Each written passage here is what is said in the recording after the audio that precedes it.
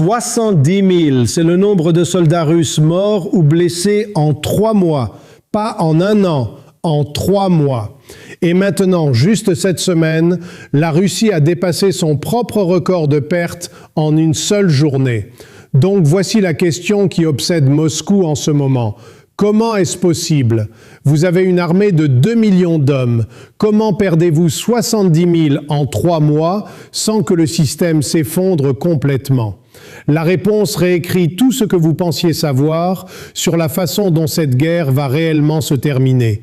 Et c'est plus étrange que vous ne l'imaginez. Regardez, il y a 3 choses que vous devez comprendre pour que tout cela ait du sens.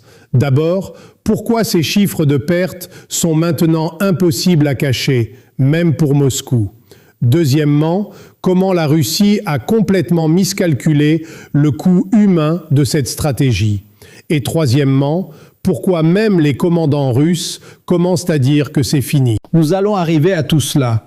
Mais pour comprendre comment on arrive ici, vous devez d'abord saisir une chose précise sur la façon dont l'armée russe était vraiment structurée. La Russie n'a jamais eu une armée de professionnels. Elle a eu une armée de conscription. Cela signifie que chaque homme, chaque village, chaque région connaît quelqu'un qui est au front. Quand tu perds 1000 soldats, ce ne sont pas des statistiques lointaines, ce sont les fils de quelqu'un, les frères de quelqu'un, les voisins de quelqu'un. Et maintenant, après 3 mois de pertes massives, chaque famille en Russie, c'est au moins une personne qui ne rentre pas à la maison. Voilà comment vous commencez à perdre une guerre, pas par une défaite militaire, par une réalité qu'on ne peut plus cacher. Donc regardez ce qui s'est passé. En février, quand la Russie a envahi, Poutine a dit à tout le monde que ce serait rapide. 3 jours pour Kiev, peut-être une semaine. Les planificateurs russes ont calculé qu'ils auraient besoin de 100 000 soldats au maximum. 100 000, c'était leur estimation. Ils en ont déployé environ 200 000 initialement, ce qui semblait être un excès de précaution. Mais voici ce qu'ils n'ont pas compris. L'Ukraine ne s'est pas effondrée. Les Ukrainiens ont combattu. Et quand vous combattez au lieu de vous rendre, le coût monte exponentiellement, pas linéairement, exponentiellement. Après 3 semaines, la Russie avait déjà perdu plus de soldats qu'elle n'avait prévu d'en perdre en 3 mois entiers. Alors qu'ont-ils fait? Ils ont doublé, puis triplé, puis ils ont commencé à appeler des réservistes, puis des civils, puis des prisonniers, puis des gens qui ne savaient rien faire d'autre que mourir pour tenir une ligne. Et c'est ici que ça devient étrange. Parce que Moscou savait, les commandants russes savaient, les analystes du Kremlin savaient, les chiffres étaient impossibles à ignorer. Mais Poutine a continué. Pourquoi? Parce qu'il y avait quelque chose de pire que les pertes, l'admission de défaite. Si Poutine arrêtait maintenant, après avoir perdu 70 000 hommes, il aurait à regarder la Russie dans les yeux et dire « Nous avons perdu, pour rien. Nous avons perdu pour rien. » Et c'est quelque chose qu'un leader autocratique ne peut pas faire. Donc, il continue. Il envoie plus de gens. Il accepte les pertes. Mais maintenant, quelque chose a changé. Et c'est là que cette histoire devient vraiment importante pour vous. Les mères russes commencent à parler. Les épouses commencent à parler. Les familles commencent à se réunir et à exiger des réponses. Et pas en ligne, en personne, dans les rues.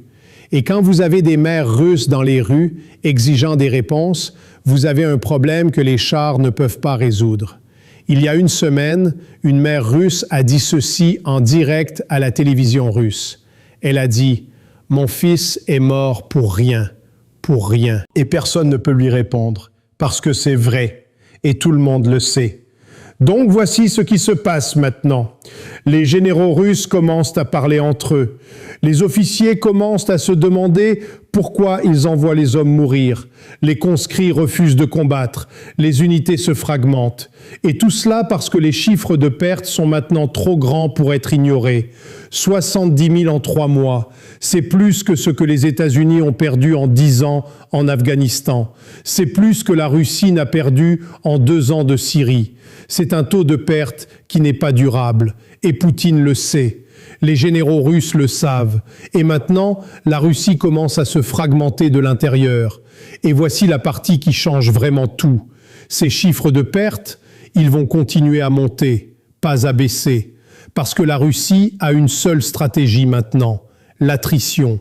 Envoyer plus d'hommes, accepter les pertes. Espérer que l'Ukraine s'effondre avant que la Russie ne s'effondre. C'est un pari.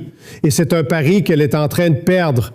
Donc, ce qui vient ensuite, c'est une question que chaque analyste se pose. Combien de temps avant que la pression interne en Russie devienne trop grande? Combien de temps avant que Poutine soit forcé de choisir entre continuer cette guerre et son propre pouvoir? Et combien de temps avant que cette pression commence à affecter d'autres choses? Les alliances russes, les économies alliées, la stabilité globale.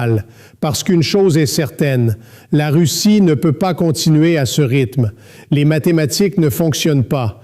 Et quand les mathématiques ne fonctionnent pas, les empires commencent à s'effondrer. Pas en un jour, mais inévitablement.